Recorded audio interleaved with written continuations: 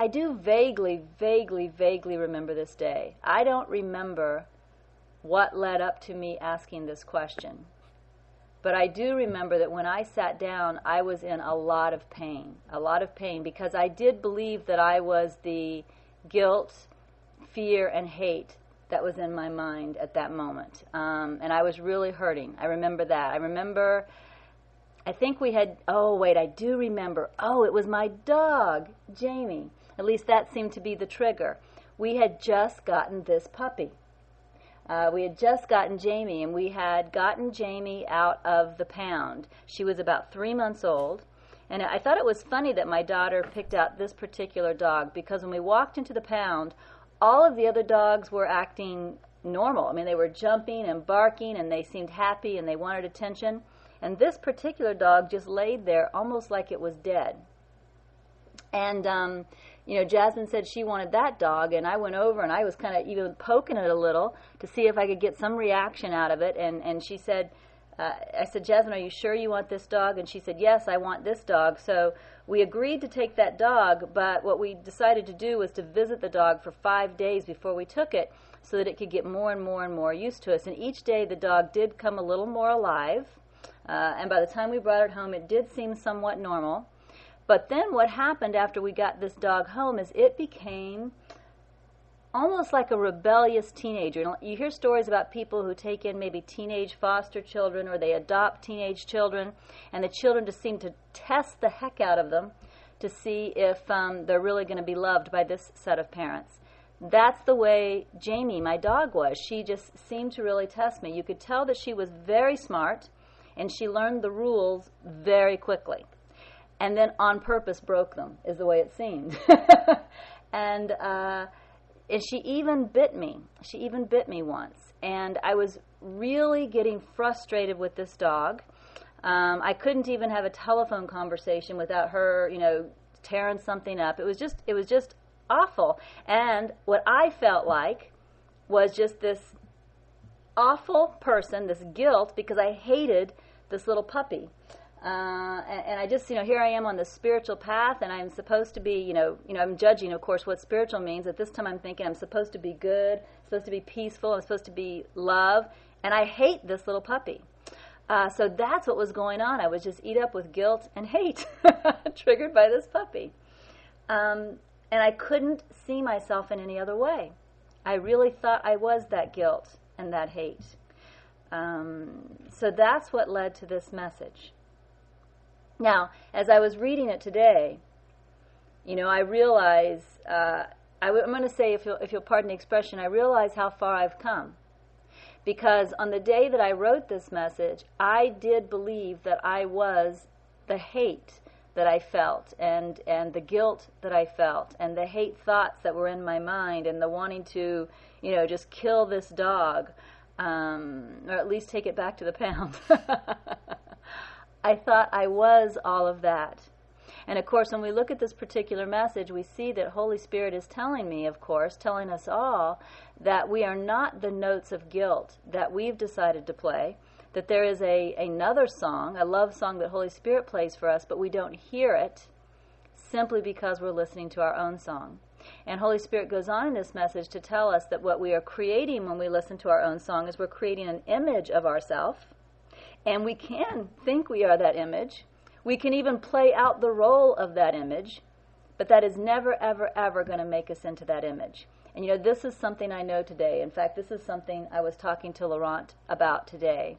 Today we were talking about serial killers. I was telling Laurent about, there are a few serial killers where I happened to see 1-hour documentaries on them, which really would show kind of their whole life and the development of their mind and how they got to be the infamous serial killer that they were. And I told Laurent that before I was even on the spiritual path, whenever I would see one of these documentaries that really showed me how this development occurred, it was very obvious to me that the only thing that had really happened was that there had been thoughts in their mind. They usually started off somewhat innocent, like there was one serial killer who wondered what it would be like to kill a squirrel when he was a young boy. That's how he seemed to start.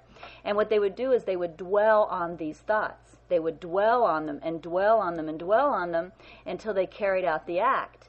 And then there would be what I'll call a next level thought, like after a squirrel, I don't remember what he went to next, but then maybe he wanted to see what it was like to kill his neighbor's dog, something a little more drastic. And he would dwell on it and dwell on it and dwell on it until he did that. And eventually he grew up to be a serial killer. And I told Laurent that what I was able to see, even before I was on the spiritual path, is that it was all about the thoughts we dwelled on, that whatever we dwelled on, we would then act on. And that, the thoughts themselves were nothing when they showed up in the mind. And that if we were able to see these thoughts and see that they were nothing and choose intelligently, and when I say intelligently now, I'm using the capital I intelligence, the God intelligence, choose intelligently which ideas to dwell on within the mind, of course, we would be only love, but if we choose to dwell on something else, we will seem to be that. But what I see now, even beyond that, is but we are never that. Even if we dwell on these darkest ideas and we seem to lead a life that guides us to act out even these darkest ideas, that does not change what we are. That's what Holy Spirit is teaching us in this message. Even that does not change what we are. That is merely the manifestation of what we chose to dwell on and what we chose to experience. But what we are is always what we are, and that will never, never change. Now, how is that useful to those of us who are on the spiritual path, those of us who want to awaken? Well, what happens is, until we get to the point that we realize that thoughts are nothing, what happens is we're very much identified with the thoughts, and they may be thoughts, as simple as mine, thoughts of, I'm taking this damn dog back to the pound, making me feel like I'm some hateful, awful person. If I'm listening to that thought and believing that thought, I think I am that thought, and I suffer from it. But if I realize it is literally nothing but a thought, and if I realize I don't have to believe it about myself. I don't have to believe that I hate this dog. See, that's the mistake we make. We think we have to believe these thoughts in our mind. We think that they're true. We think that because I think it, and because I feel this emotion of hate, this is true about me. And that's not true. That's what Holy Spirit is teaching us. Do you want to say something, Laurent? No, I wanted to ask you. He's waving to me here, raising his hand. I'm raising my hand. Yes. Are you saying it's the same thing as, like Spirit said yesterday, these thoughts are not yours? Yes. Yes, they're just, in fact, yesterday Holy Spirit talked to us, and yesterday Holy Spirit referred to thoughts as wisps of air. They're wisps, you can see them as wisps of air passing through the mind. Now, if you choose to identify with that wisp of air, you will think you are that. You may even act out being that. But that is not what you are. In fact, another great analogy that just popped into my mind is, if we think of the world as a play, that's a potential script, and we're the role player. So if hate thoughts pass through my mind, and I choose to believe those lines, I may even act out that role in this lifetime, in this play. But that doesn't make me that. It only makes me think I am that. It only makes me play that part. But it does not change my truth. And when I realize this, when I really, really realize this, then I can be hearing hate thoughts in my mind. I can be feeling the emotion of hate in my body. And I can realize that is not who I am, and I do not have to buy into this. And this is where the rest, accept, and trust comes in the beginning. Because, of course, in the beginning, when we are deeply identified with these thoughts, to be honest, it seems hard to believe I am not that. In fact, when I was studying A Course in Miracles, my least favorite lesson in the entire book was the one that says, there is no cruelty in God and none in me. And do you know why I hated that lesson? Because I thought it was a lie.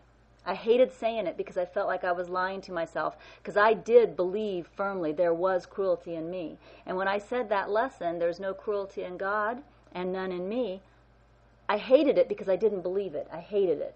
I hated it because I hated me, because I thought there was cruelty in me.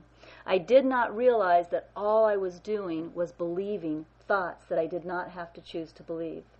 And as soon as I start choosing not to believe them, as soon as I start choosing to believe the Holy Spirit's evaluation of me, the Holy Spirit's thoughts about me, that becomes my experience. Right now, I don't believe I am hate. I did in August 2005. I don't now. I don't believe there is cruelty in me anymore.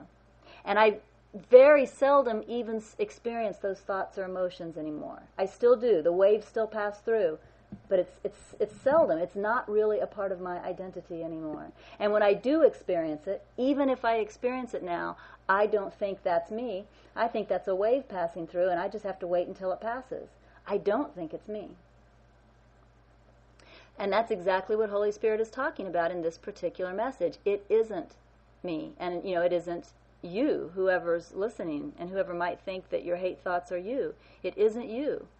But at some point, again, like Holy Spirit was telling us yesterday, we have to make the decision to stop believing the thoughts.